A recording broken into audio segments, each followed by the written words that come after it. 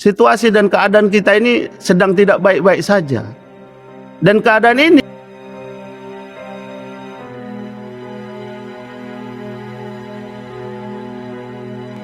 salawat dan salam marilah kita sampaikan kepada junjungan kita Nabi besar Muhammad sallallahu alaihi wasallam sebagai uswah hasanah bagi kita semua dalam menjalani kehidupan ini, dan semoga kita semua selalu diberikan kekuatan dan keistiqomahan oleh Allah Subhanahu wa taala untuk menjalani kehidupan ini sesuai dengan tuntunan dan bimbingan dari Rasulullah sallallahu alaihi wasallam.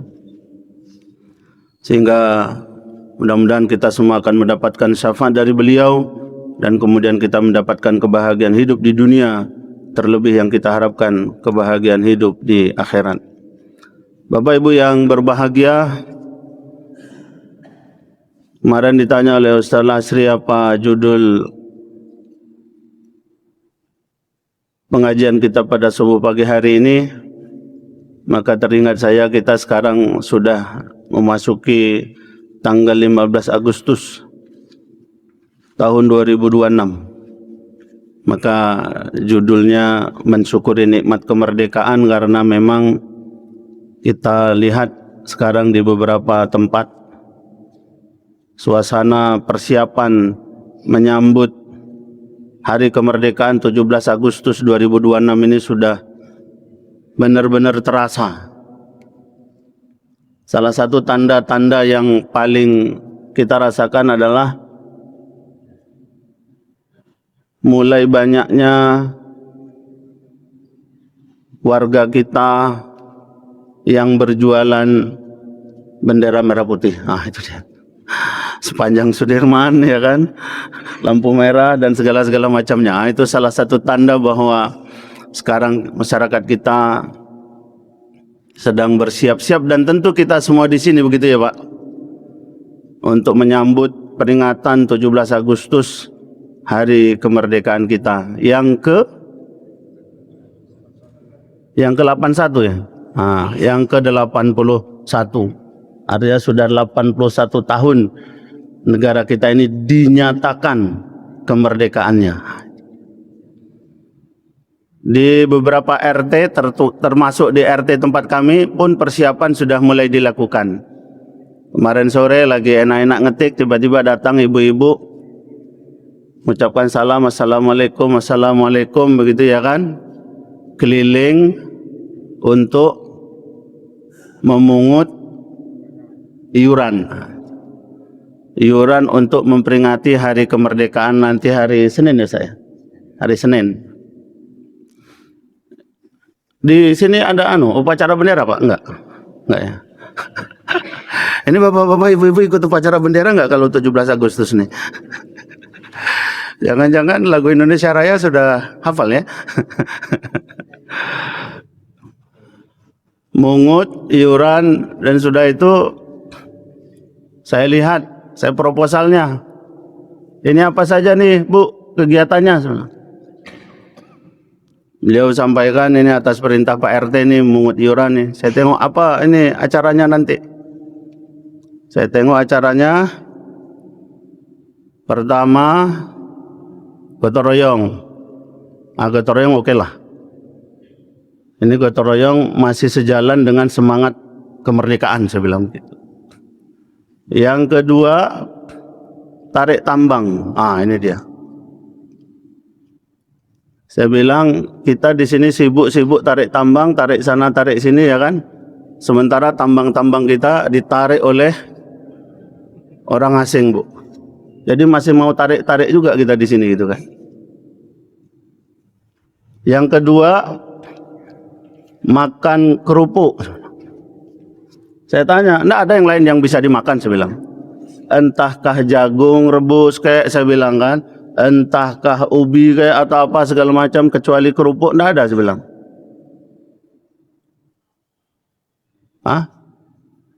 Belum lagi nanti tambah yang organ lah, yang joget lah, yang itulah, yang inilah, ini dia.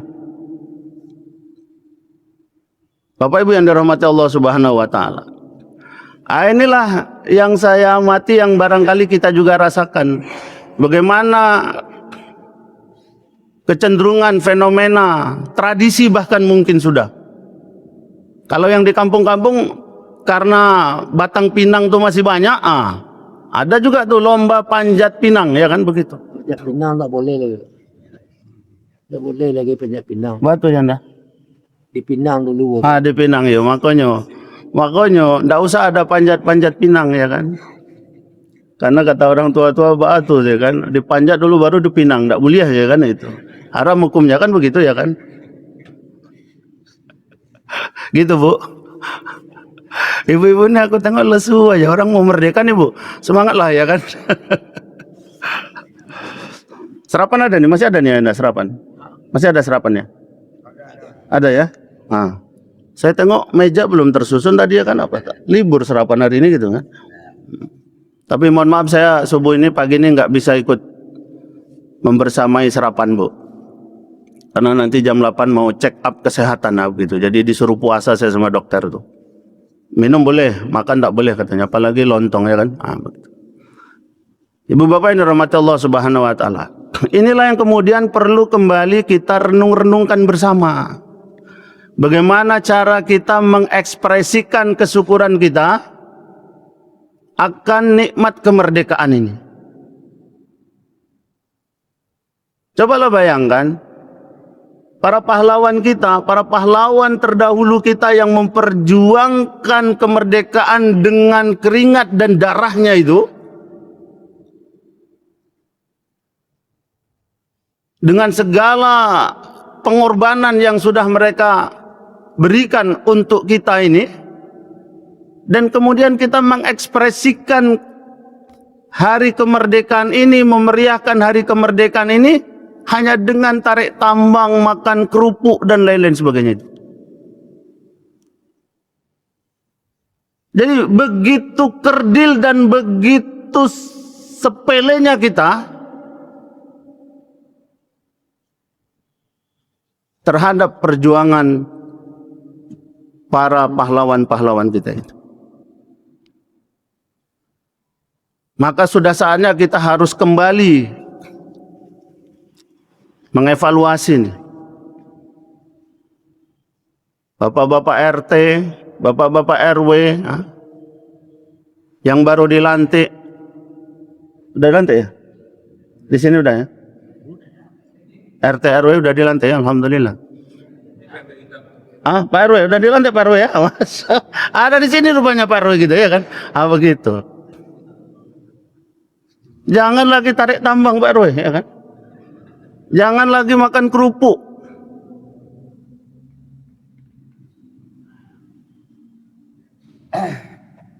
Anggota DPR kita itu kabarnya anggaran makannya 170.000. Masa kita yang rakyat ini cuma makan-makan kerupuk aja, kan begitu. Katanya MBG itu bagus. Anggarannya cuma 10.000 per porsi. Kalau ya makanan MBG itu bagus, kenapa para anggota DPR kita tuh nggak makan MBG aja, ya kan, Pak? Pejabat-pejabat kita tuh kasih MBG, ya kan? Kalau ya betul MBG itu bagus. Gitu.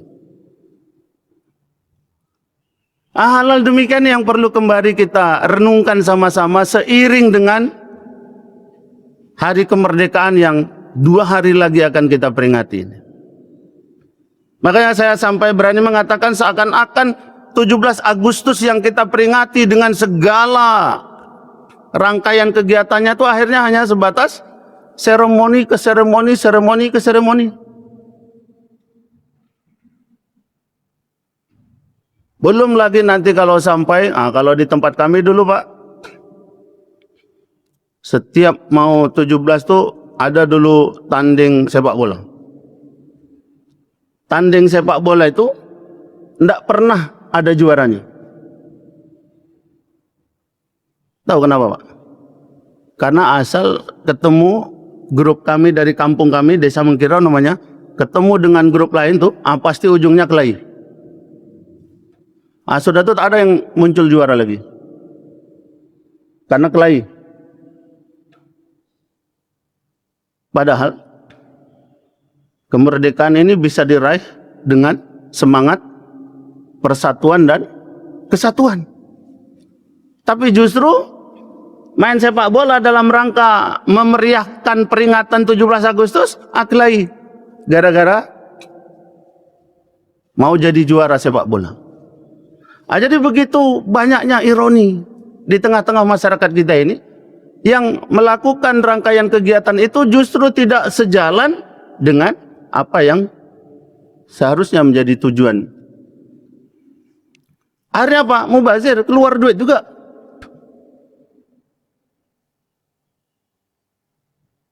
Sudah tuh barulah mendatangkan artis. Artis yang diundang tuh bukan artis kampung sebelah, bukan artis kecamatan sebelah, artis ibu kota, Pak. Abara piti yang habis tuh, ya kan?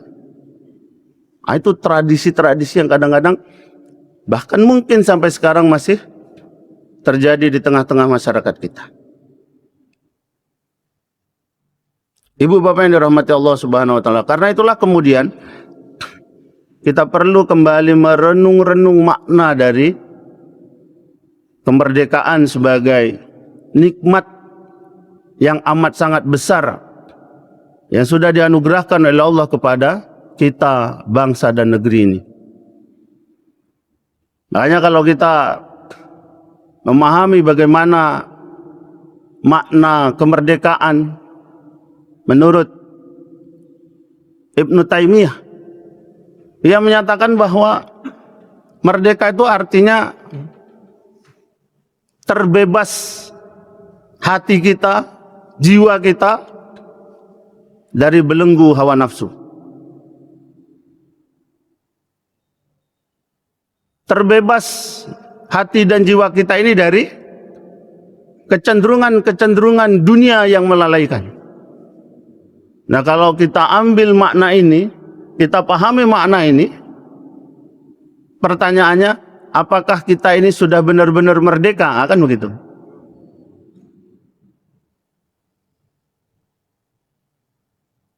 Ternyata kalau kita pahami makna kemerdekaan menurut Ibnu Taimiyah ini, masih banyak di antara kita yang masih terjajah, yang belum betul-betul merdeka. Buktinya apa? Buktinya masjid-masjid kita masih banyak yang kosong, ya kan? Masih banyak di antara masyarakat kita, kaum muslimin bahkan, yang lebih memilih tidur di rumah daripada datang sholat subuh ke masjid. Kenapa? Karena masih cenderung menikmati enaknya tidur-tiduran di rumah.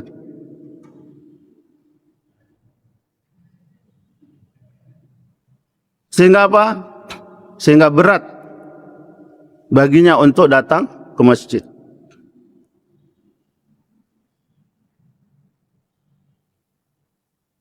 Ibu bapak yang dirahmati Allah Subhanahu wa taala. Dan pemahaman kita tentang makna kemerdekaan sesuai Ibnu Taimiyah ini sebetulnya amat sangat mendasar. Karena inilah yang sesungguhnya kemerdekaan itu. Di sisi lain, ibu bapak, sudah 81 tahun kita memperingati hari kemerdekaan, tapi bersamaan dengan itu kita masih dihadapkan dengan segala persoalan-persoalan kebangsaan kita. Di antaranya apa? Korupsi. Yang sekarang masih merajalela, ya. Yang bikin kita agak berbangga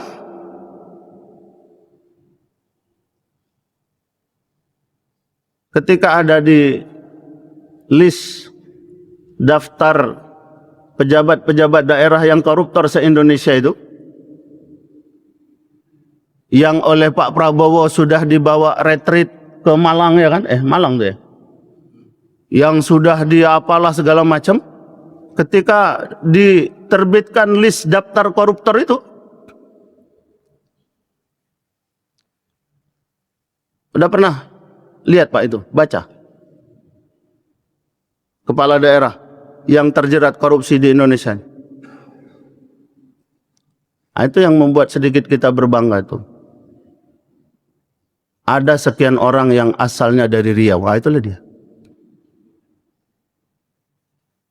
Yang menarik tuh, ditangkap pada saat pelaksanaan MTQ pula tuh, ya kan?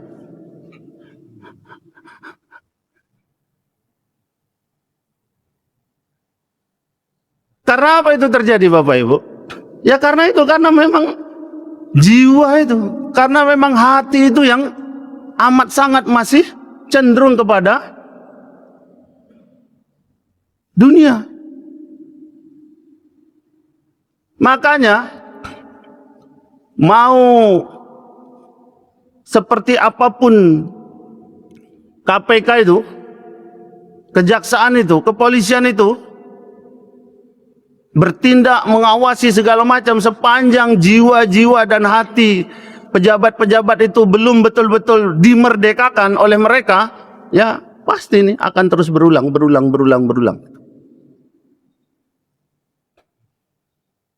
Kita kan kalau kepala daerah luar biasa, kita udah berapa tuh? 4 gubernur, bupati, wali kota. Ini kenapa perlu kita ungkap? Karena memang inilah salah satu masalah yang amat sangat membuat kita ini susah, Bu. Kemarin beberapa waktu lalu datang dari MPR RI sosialisasi obligasi daerah. Macam mana pemerintah daerah itu harus kreatif mencari sumber-sumber pendapatan. Karena sekarang APBD sudah semakin berkurang. Pendapatan asli daerah semakin berkurang. Sementara dana bagi hasil juga semakin terbatas. Alhamdulillah beberapa hari yang lalu ditambah lagi, dikirim, ditransfer kan, lumayan, agak hilang sedikit sesak napas bupati wali kota kita, ya kan? Kadang itu kita cari pendapatan, kita berusaha untuk meningkatkan pendapatan daerah segala macam, tapi begitu sudah dapat, gelap hati, gelap mata. Ini masalah. Padahal tiap tahun jadi inspektur upacara itu, ya. Itu. Bapak Ibu yang dirahmati Allah Subhanahu wa taala. Nah, karena itulah di mana kira-kira kemudian peran kita sebagai masyarakat ini, Bapak Ibu? Melihat situasi, fenomena keadaan kita yang sekarang seperti ini.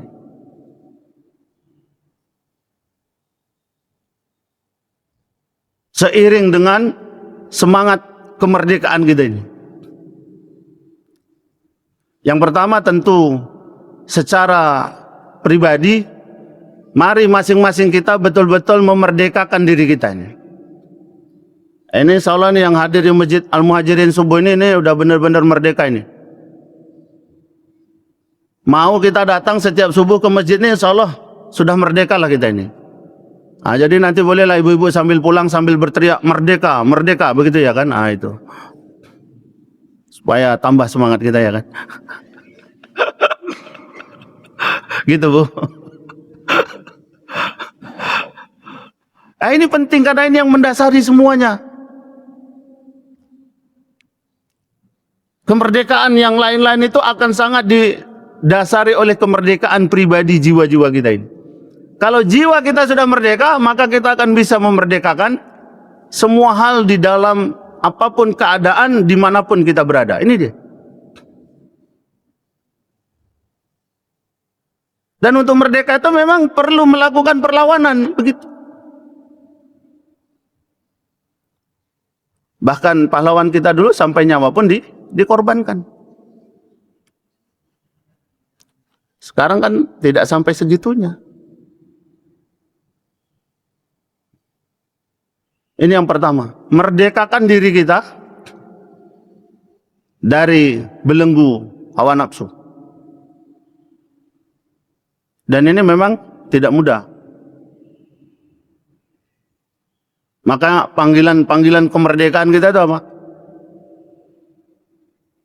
Azan tuh 5 kali dalam sehari.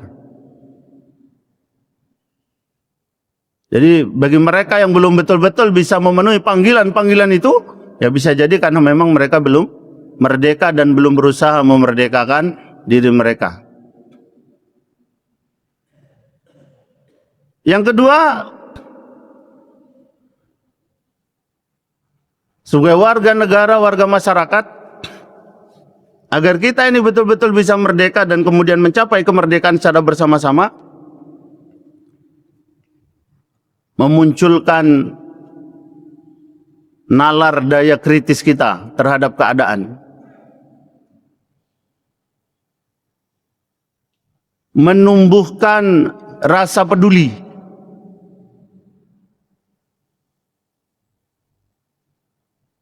jangan cuek, jangan merasa merasa tidak berkepentingan begitu.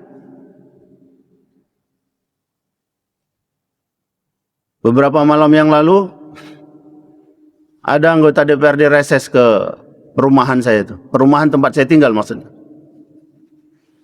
Bersamaan itu ada 2 kegiatan yang lain. Salah satunya kegiatan di Hotel Premier dalam rangka Harkopnas Kota Pekanbaru. Kemudian ada agenda rapat juga. Di perumahan ada acara reses anggota DPRD. Maka saya pilih hadir di reses anggota DPRD. Yang premier saya wakilkan ke kawan karena saya ketua KKMP, Pak. Koperasi Kelurahan Merah Putih. Jadi sebetulnya saya pendukung Prabowo juga. Walaupun saya juga banyak kritik dan dan karena mengkritik 2 minggu yang lalu diskusi sampai saya disuruh keluar dari ruangan. Yang dibahas MBG. Itu dia. Rupanya lawan diskusi saya itu punya dapur MBG. Itu dia. Makanya akhirnya saya disuruh pergi. Ya, saya pergilah, ya kan. Kenapa saya pilih? Kemudian yang rapat kita geser jadwal. Kenapa saya prioritaskan reses anggota DPRD? Pertama karena saya betul ingin mendengar apa sih sebetulnya yang diomongin oleh anggota DPRD kita.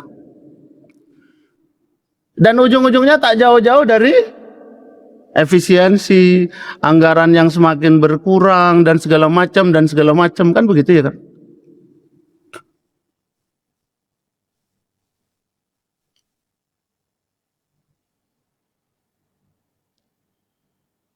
Jadi hanya sebatas itu saja.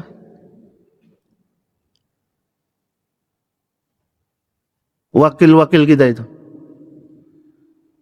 Nah pertanyaannya, anggaran semakin berkurang segala macam, gaji mereka ikut berkurang nggak? Tunjangan mereka ikut berkurang nggak? Fasilitas mereka ikut berkurang nggak?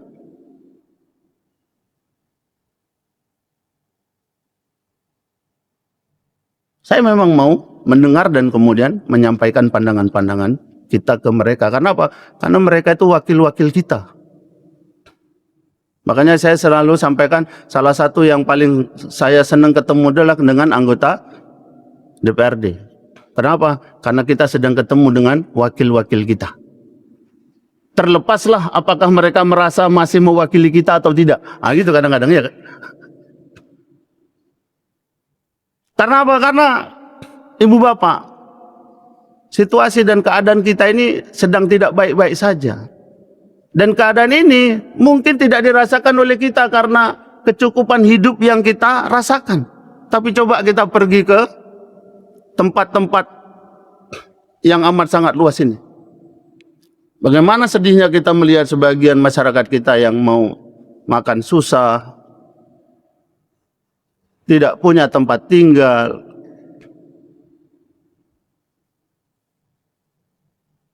mau nyekolahkan anak, nggak punya dana, apalagi mau mengkuliahkan, dan seterusnya dan seterusnya. Makanya ini kan lagi mulai nih beasiswa KIPKA nih. Wah ini SMS WA nih masuk aja, Pak bisa nggak saya dapat KIPKA, Pak bisa nggak saya dapat KIPKA, itu kan.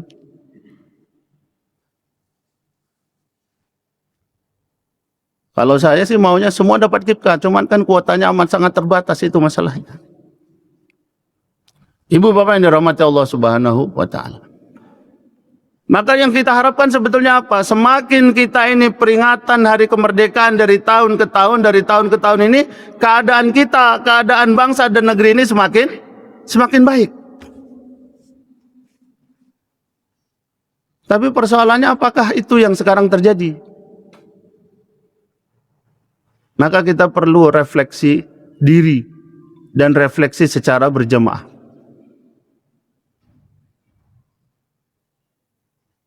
Bisa jadi justru sekarang Allah sedang cabut pelan-pelan nikmatnya dari kehidupan kebangsaan kita ini. Karena apa? Karena Allah sudah ingatkan untuk kita semua. Dalam surat Al-A'raf itu dinyatakan walau anna ahlal qura amanu wattaqau la fatahna alaihim barakatim minas sama wal ardh. Barang apabila penduduk satu negeri beriman, bertakwa kepada Allah Subhanahu wa Ta'ala, maka Allah akan berikan keberkahan negeri itu. Buminya disuburkan. Nah, tapi sekarang justru peringatan hari kemerdekaan jauh dari nilai-nilai keimanan dan ketakwaan.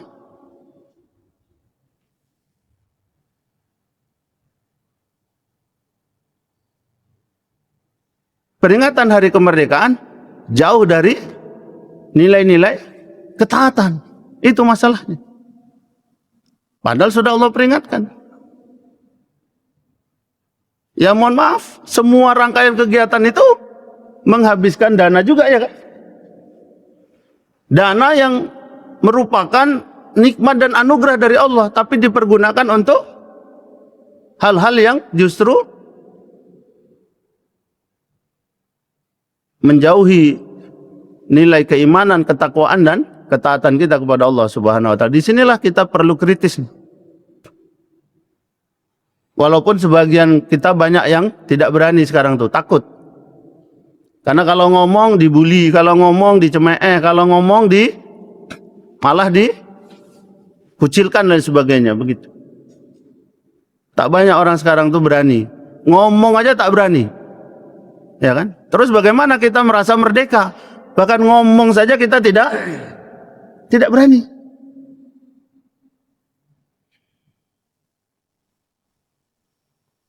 Padahal bahkan dakwah yang paling utama itu adalah menyatakan kebenaran di depan penguasa. Itu dia.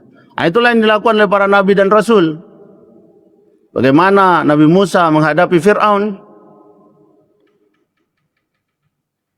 Bagaimana Nabi Muhammad menghadapi para penguasa-penguasa waktu itu dan Nabi Rasul lainnya. Ibu bapak yang dirahmati Allah Subhanahu wa Ta'ala. Jadi yang pertama, kita merdekakan diri kita dari belenggu hawa nafsu. Yang kedua, sebagai warga masyarakat, mari kita peduli. Dan salah satu bentuk kepedulian kita saat ini Bapak adalah berani bicara, memunculkan nalar daya kritis kita dengan situasi dan keadaan.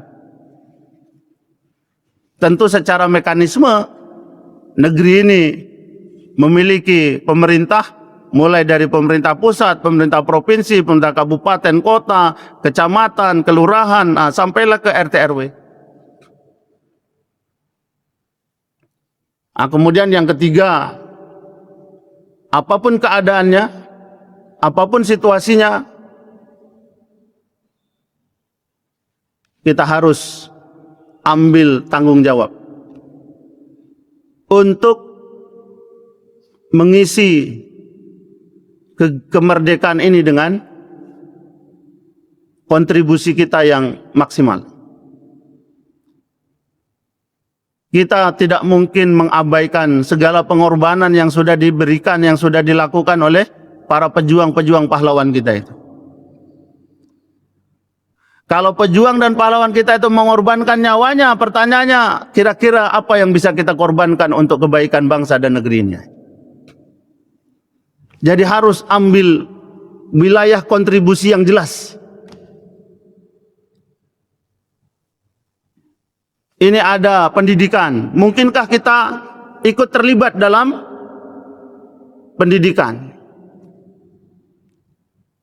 Ini ada ekonomi. Mungkinkah kita terlibat untuk membangun ekonomi kita ini? Ini ada kesehatan. Mungkinkah kita bisa ikut terlibat membangun kesehatan masyarakat kita, bangsa dan negeri ini?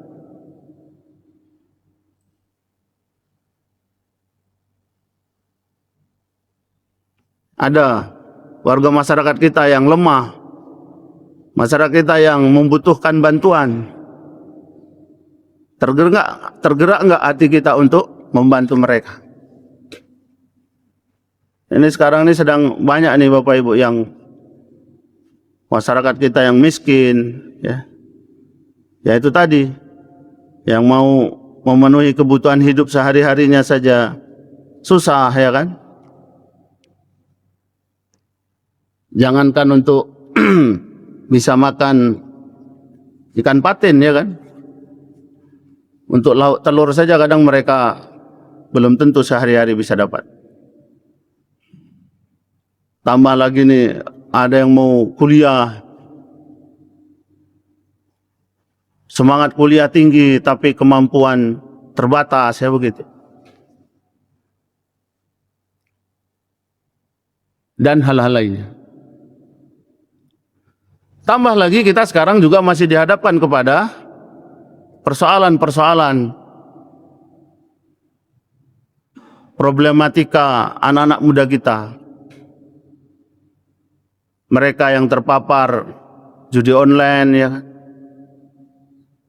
yang secara jumlah kuantiti lumayan juga itu. Ternyata judi online itu pelakunya anak-anak di bawah usia 10 tahun. Dan itu jumlahnya tidak sedikit, Pak. Mencapai 440.000. 440.000 anak-anak kita yang terpapar judi online.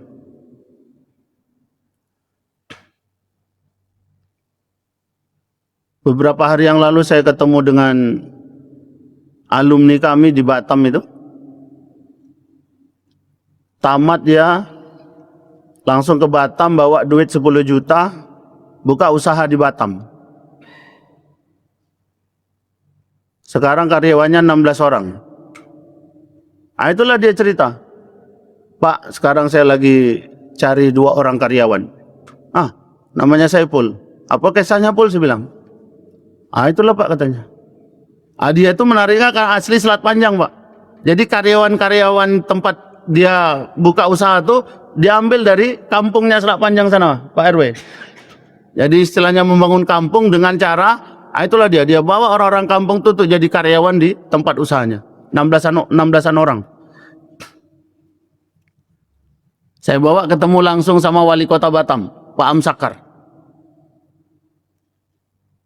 Saya kenalkan maksudnya, bahwa ada alumni UMRI yang dia usaha, punya 16 karyawan, mohon diperhatikan, gitulah bahasanya.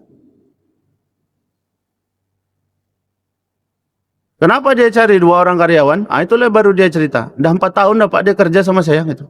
Selama ini tidak ada masalah apa-apa katanya. Tiba-tiba apa? Itulah dia Pak, terpapar judi online. Padahal take home pay-nya saja itu per bulan dikasihnya berapa Pak? 4,4 juta. Masih juga ikut judi online. Yang masalahnya lagi katanya apa? Duit hasil penjualan itu pun digarapnya begitu. Nah, itu masalahnya. Jadi betapa keadaan kita ini benar-benar tidak baik-baik saja. Karena kita sekarang sedang dihadapkan pada persoalan yang betul-betul banyak. Itu baru satu yang kita tahu ceritanya. Tapi dalam data jumlahnya lebih dari 400.000 itu. Bukan 40.000 bahkan Pak, 400.000 lebih. Anak-anak di bawah usia 10 tahun. Itu artinya kan anak-anak SD kan Pak. SD kelas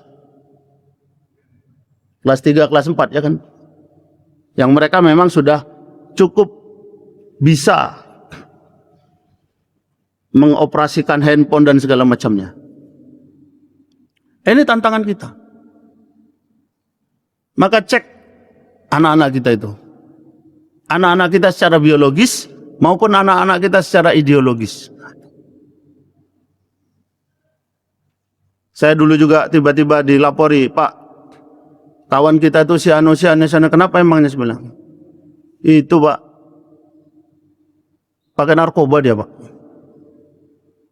Seriuslah kamu, saya bilang. Iya, panggil saya bilang. Saya panggil betul Pak. Dia akhirnya ngaku bahwa dia memang pakai narkoba. Kenapa? Karena terperangkap oleh lingkungan. Sama-sama tempat dia kos. Ngekos, mahasiswa nih Pak. Kos, lingkungannya narkoba dan akhirnya dia pun ikut-ikutan narkoba. Dan luar biasa Pak ternyata.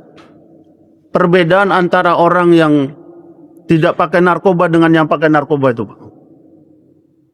Wajahnya itu berubah total. Cekung apa itu ini segala macam. Saya bilang kalau enggak juga kamu berhenti narkoba, saya sendiri yang akan antar kamu jebloskan ke BNN sana, saya bilang. Karena apa? Karena dari awal ini anak Pak datang ke sini, ini saya yang membimbing, saya yang membina. Dulu awalnya saya tempatkan tinggal di masjid, karena saya ketua masjid. Saya bimbing, saya bina, sudah itu dia merasa sudah mandiri, cari tempat kos. Di tempat kos itu dia terpapar narkoba. Apa tak terpukul saya kan? Makanya saya bilang, kalau enggak juga berhenti, saya sendiri antar kamu ke BNN sana, saya bilang. Serahlah, mau diinjak-injak, mau diapa, segala macam di sana. Tapi alhamdulillah, taubat dia. Menyatakan diri taubat. Saya bilang, cara-cara kamu taubat, pertama, tinggalkan lingkungan itu. Cari tempat yang lebih baik. Sudah tuh banyakkan aktivitas yang bisa memulihkan keadaanmu seperti dulu. Hanya dia jadi pemain sepak bola. Sampai sekarang. Dan terakhir saya dengar kabar, alhamdulillah, sudah kerja di bank bola. Itu kan berarti sudah mantap tuh. Ya kan? Berarti sudah terbebas, karena biasanya kalau kerja di bank itu kan dites, apa namanya Pak? Tes urin. Ada nggak narkobanya, kan begitu. Berarti kalau udah bisa kerja dia berarti sudah terbebas dari narkoba. Ini ancaman-ancaman kita sekarang ini Bapak, bersamaan dengan peringatan hari kemerdekaan kita dari tahun ke tahun, dari tahun ke tahun. Makanya sekali lagi, mari kita peringati hari kemerdekaan kita ini dengan penuh kesadaran akan makna kemerdekaan itu yang sesungguhnya. Kita betul-betul renungi situasi dan keadaan kita, apakah kita ini sudah benar-benar merdeka secara pribadi maupun dalam konteks kehidupan kita bermasyarakat, berbangsa dan bernegara ini. Nah, semoga saja tahun ini bisa lebih baik dari tahun-tahun sebelumnya. Makanya Pak RW, buatlah kegiatan peringatan hari kemerdekaan ini dengan kegiatan-kegiatan yang kembali bisa menumbuhkan kesadaran